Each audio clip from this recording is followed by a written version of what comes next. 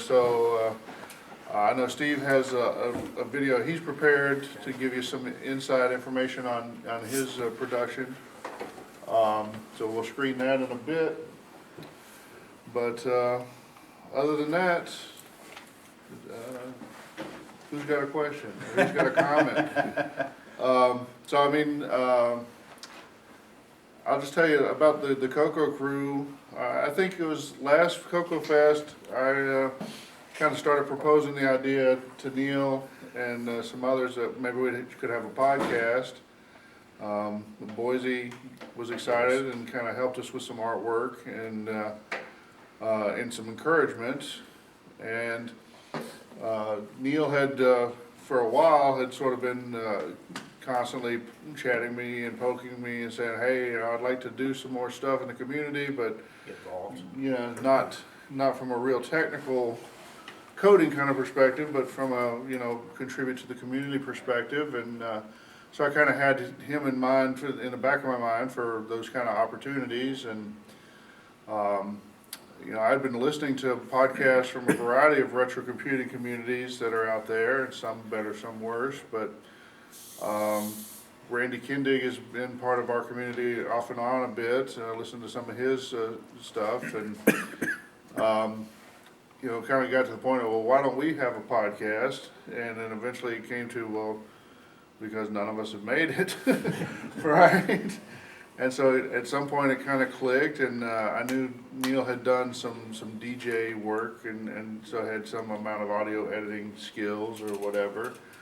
And I figured I could talk about stuff, so we could get together, and I could do maybe a little more in-depth on the technical. I know Neil's a bit more of a gamer than I am, so I thought it was maybe a good team, And so that's where it went from there. About a month after last CoCoFEST, we produced an episode 0, which was sort of an in vogue thing to do for new podcasts a year ago, and it doesn't seem to be anymore. So I guess everybody who was a C programmer that wanted to do a podcast has already done one.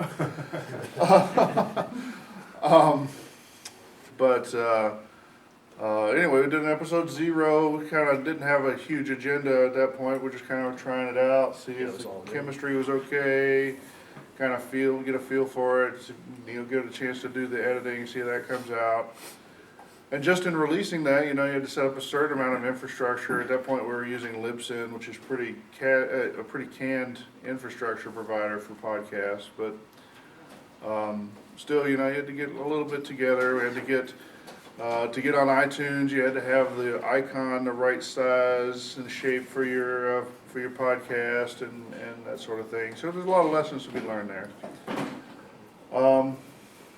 But so anyway, we did it and seemed to be successful, and we've kind of gone on from there. So I'm going to pause as an introduction. I'll let the other guys speak here.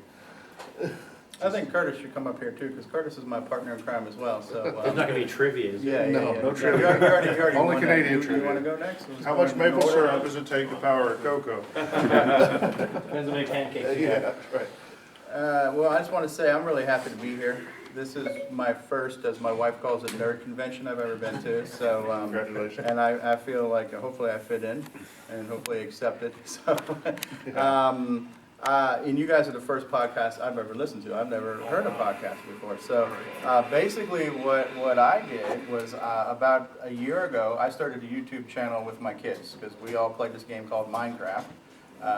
In order to learn how to play, we started watching people play on Minecraft to learn, and then we discovered that there are people who are called YouTubers, and what they do is they just put up videos all the time. And there are some YouTubers who are actually quite well known and are actually earning their living off of YouTube. Some of them are multi-millionaires off of playing games on YouTube. So, and to do that, it's a numbers game. You got to have a lot of subscribers, a lot of viewers, and you get micro pennies per view off of the revenue sharing. So a year into this, I haven't made $100 yet. I'm not in it for the money. So, but Tens of 20s of dollars. Tens of 20s of dollars, yes. So we started.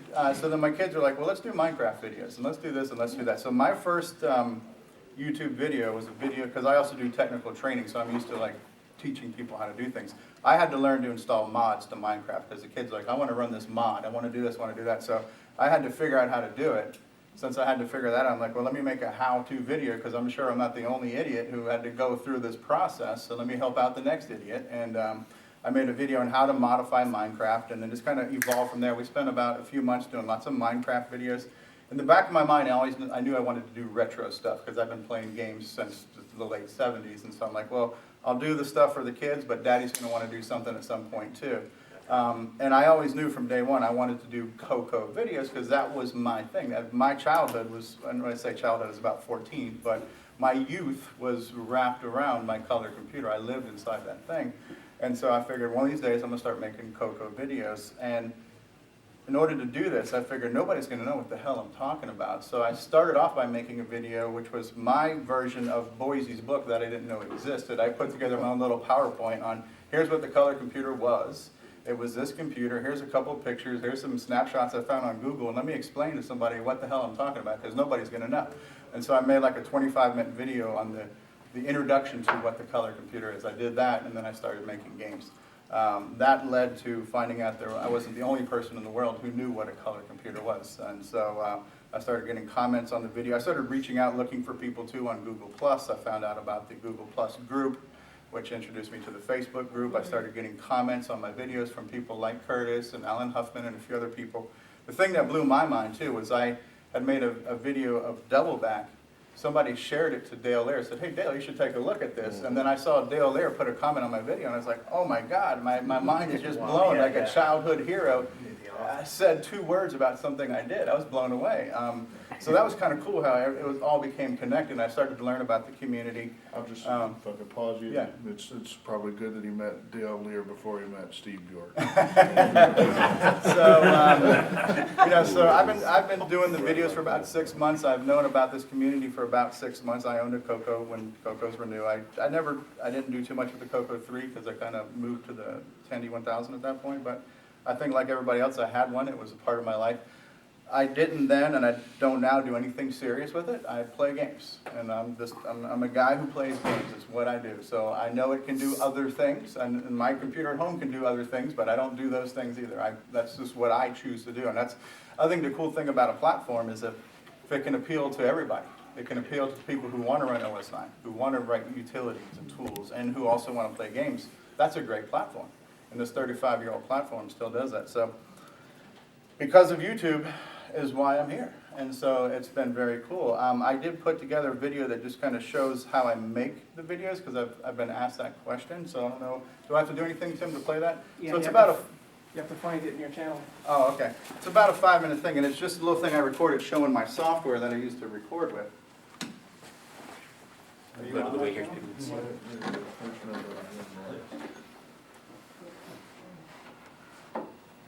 And how do I get to things on my channel here? Well, Do I go to videos? No. this is your channel right here. Okay. I don't know where it would be. Is it on this one? Maybe so. It's gotta be under video. I got them all. Well, that's the search. That's the search results. There you go. That's good. I don't know how to work an iPad. Yeah. That's good. How do I search here? Okay. Put it on the video title. I do have video title. How That's do I good. work videos? But would it be on, can I Perfect. search it on my channel then? Yeah. Did you see that? Your creative list. Maybe 20 more. Did you see that? Oh, you Oh, there's your bet. videos. Those are my videos from my channel. Okay, here we go. Found it, sorry. Can you invite her? This is it here. How I record, can you all see that? Will this make sound too? Yeah. Hey, what is going on, CoCoFEST? This is Original Gamer Stevie Stroh, and what you're looking at here is what my PC recording system setup looks like. Now, hopefully by now you've seen one of my videos either on YouTube, on Facebook, or at the table. And I wanted to show you real quick what the actual setup looks like. What's the software I use to do all of this? So right now I'm doing one in an emulator, but I couldn't do this as easily with a real color computer now because I've got a variety hear of that? different capture devices that would allow me to capture a real CoCo. So on the left-hand screen here, I have Xroar running, which is a Dragon CoCo emulator, and I'm playing Nick Marentes' Donut Dilemma. On the right screen here, which is where I do all of my recording and broadcasting, this is where the magic happens. This software is called Xsplit. I'm trying to see if I can see it on the screen here. It's kind of hard to see. If I move it down just a little bit, you can see the name of the software here. If you look at this here, it says Xsplit Broadcaster. This is where all the magic happens. This software is kind of like a Photoshop where I can arrange everything on the screen and create my scene, and then everything I see on the screen I can record, and I can also broadcast live with this as well. And so it's all broken up into different elements, and I've been very lucky that I've been able to find elements online. I just do Google searches and I look for things, and I find things that are what are called PNG files, so they have a clear background. So for example here, the fact that I'm inside this television, well, this television is just a clear file, and that's my webcam. My webcam is an element. This television is an element. This picture of the CoCo is an element. You can see I can move this stuff around. The little Tandy badge here is an element. Now, some of these things here I created myself in Photoshop. I found a font that's called Color Basic, and it's the old school uppercase font. So I've done some of my own artwork in Photoshop that I have as elements as well. And basically I can put everything here on the screen, and then I can just record it. I can talk, so they'll have a microphone right here. So this microphone captures my big fat mouth. This is my webcam right here. This webcam is what captures my big fat head. And then I show up on this TV screen. Now right now in the TV screen behind me, you see the rest of my office. But what I also have here is I have a green screen, and it's literally just a curtain, but it's a certain color. I forgot what they call this color. We'll call it green. And, we'll pull this curtain back. And now when I come back over here, and I look at myself on the TV, now I am basically clear, transparent against the background because of the green screen behind me. I've got these giant frickin' stadium lights here. These things here are like photographer lights. And you can see here I've got the green screen behind me. I've just got this ghetto fabulous kind of rod hanging across my ceiling. It's using just kind of a tension mount. It's forced in there. It happens to be exactly 10 feet wide, so kind of the pressure keeps it up there. And then, I can do all kinds of crazy stuff. I can resize things, I can move things around, and then I can just start recording, and then when I'm done recording, I just upload that to YouTube as a single file. So hopefully this little peek here is, a little bit informational, maybe a little bit educational, who the heck knows, of what it looks like. So just real quick too, here's my current setup. This is what I call configuration 3.0.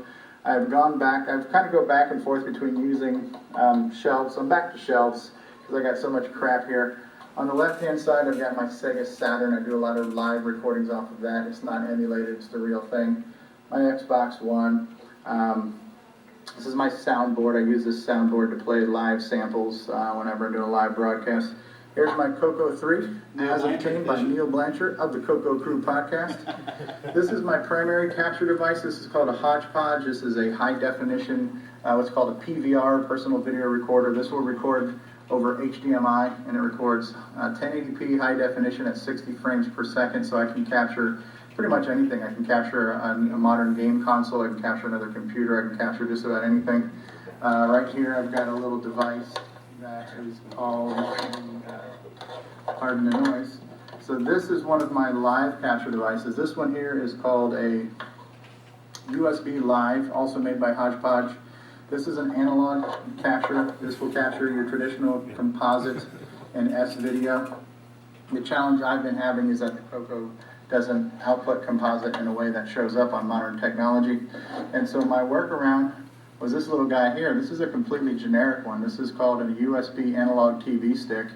But what this guy had was a normal coaxial input, which I've converted to use the RF thing here. So I basically can take a CoCo, any CoCo, 1, 2, or 3, plug it in here via RF, and then this guy here actually will capture the thing live, and it'll show up on my screen here using the same software. So instead of piping in an emulator here for the picture, I could actually pipe in a live CoCo and still record it or broadcast it. So I've got a couple of different doohickeys that I can record live with. This is an HDMI switcher which feeds into my capture device. My capture device passes through to this monitor here, so I can switch sources here and be able to watch it on this screen. I got a little USB hub here to plug all my crap into. There's my CoCo 3. Again, there's the microphone, headphones over there. You know, that's kind of it. So I think I've talked long enough. This is a little looky look at what my stuffy stuff looks like, what the software is like, and I hope you enjoyed it. I hope you enjoyed watching some of those videos that you saw at the fest, and hopefully you enjoy them on YouTube as well. All right, sweet. So clearly Steve has found an expensive hobby to go with his expensive hobby. Well, that's cool. Clearly Steve has a pretty, I wouldn't say complex, maybe advanced setup that enables him to do some cool stuff with some production things. Anybody, have you ever posted a YouTube video? Any of you? A couple of people. So I post a few. I'm nowhere near that level of production quality. I take them on the cell phone, sometimes with myself, or sometimes like this, whatever.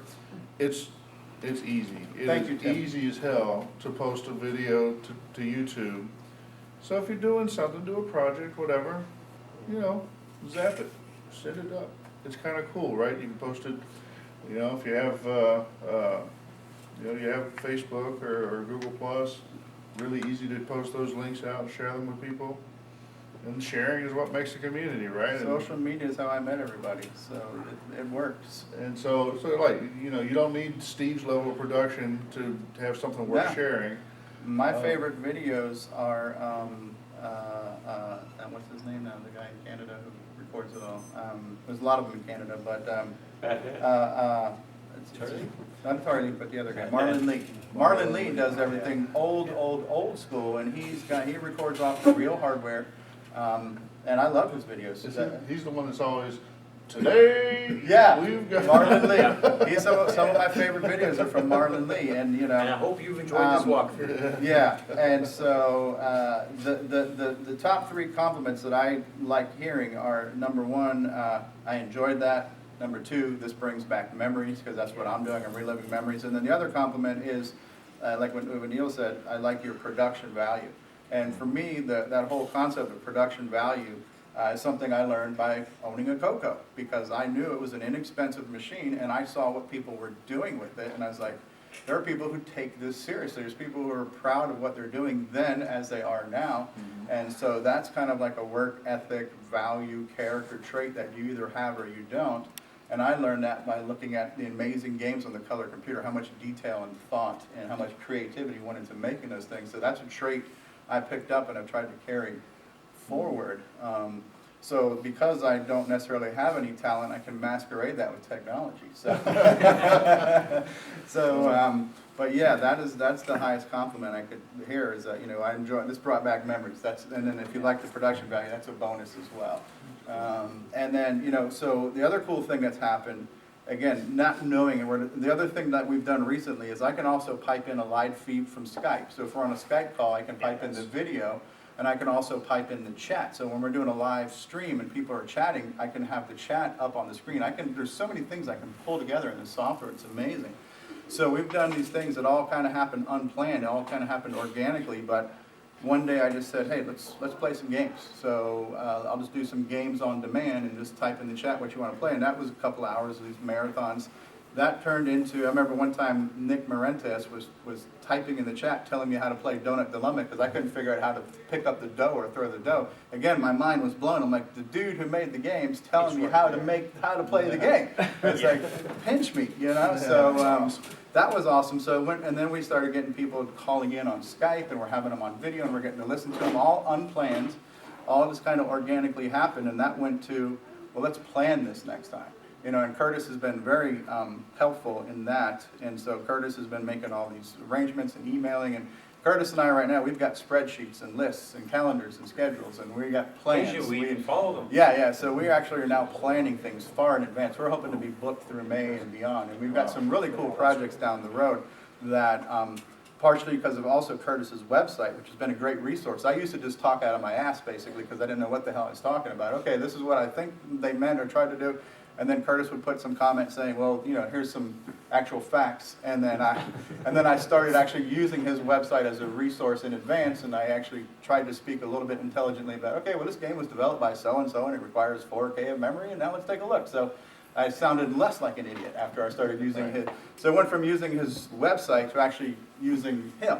So now he's like my partner in crime. And so Curtis and I have been working on a lot of projects, and these ideas just come to us, and so I'm having more fun doing these projects than just playing the game. So like we're doing showcases. We did a showcase where we showed off all the semi-graphics games and just talked about them. We did a showcase on the Speech Sound Pack, ironically, right around the same time you guys did yours. So, so those kind of projects and the interviews, like having Rick Adams and then having Dale Lear, that was scheduled and planned, and to be able to communicate it in advance to get people to possibly join it too was kind of cool. So we got more of that on the horizon, so who knows where it's going to go, but it's all these relationships that we're making that's allowing us to do these cool things.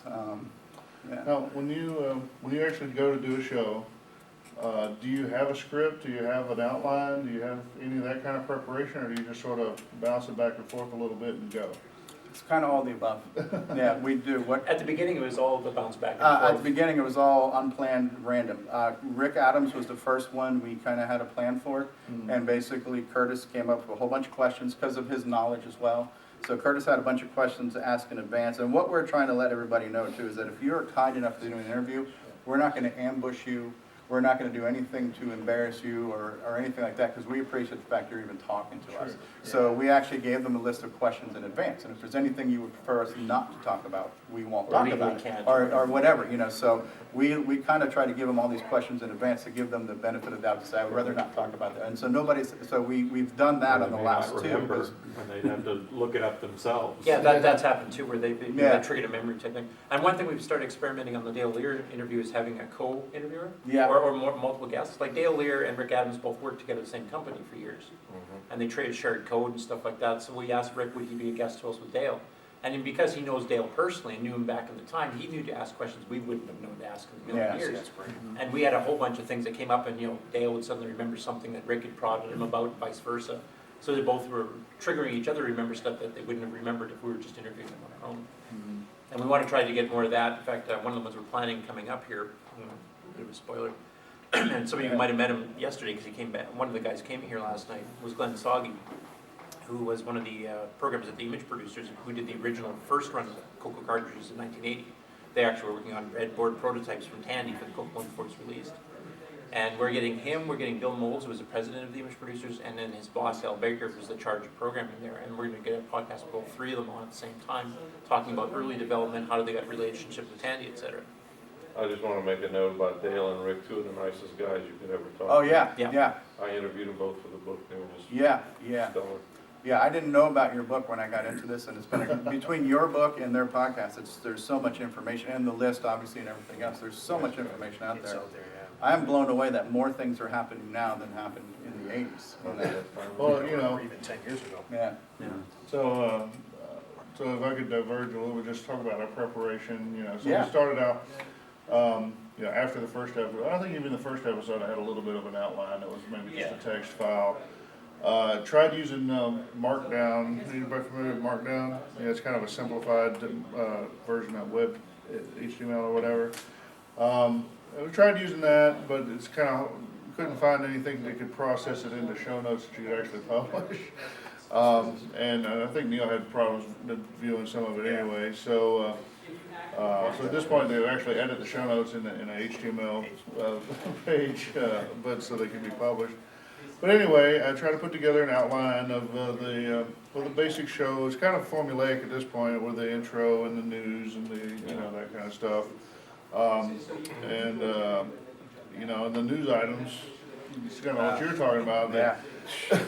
we we had 30 news items in some shows or whatever, and I try to cut them out. I feel kind of brutal sometimes. It's like, It's like an audible version of the CoCo.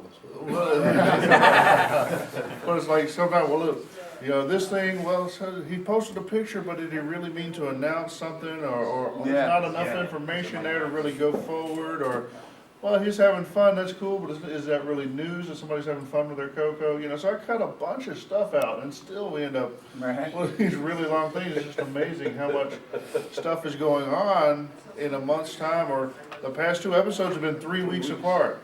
Wow. And still, and they're some of our longest episodes because of the news segments, right? But We try to aim for around an hour, but yeah, we started an hour and figure we'll hit an hour and a half, and instead we hit 2.5. But yeah, so there's that. We usually go back and forth there and debate about it. But we've been trying in the past 6 months or so. We've been trying to have these host topics. And a lot of times those are made up like right before we record them. What do you want to talk about? spur of the moment, yeah. Sometimes they're influenced directly by I picked up some actually non-CoCo retro stuff from someone recently that was a big enough thing I had to get some off-site storage. And so that was what do you do with your CoCo stuff? Where do you put it? So we get some topics like that. Once in a while it'll be something, a couple of people get in a fight over something, so we'll talk about whatever the issue was for the fight. Anyway, and then of course, I've been trying, I was doing the technical segments, and I was trying to walk through the kind of the basic architecture of the CoCo. We've kind of gotten through all that, including the CoCo 3 at this point. So I'm starting to have to get creative for technical topics, so anybody wants to suggest them, please feel free to send me email or whatever. Third-party hardware. Yeah, Should keep you busy for years. there's definitely items there, but, so Neil, how do you come up with your game topics? I usually go with ones that interest me. I'm starting with the ones that were my favorites, but, or if sometimes I think of something, or, Yeah. So I don't know, I'd say the only problem with Neil's game topics is they're too short. Yeah, I agree. Yeah. I agree. So we should have some longer segments from Neil, don't you think? And they should have some video too. Video too.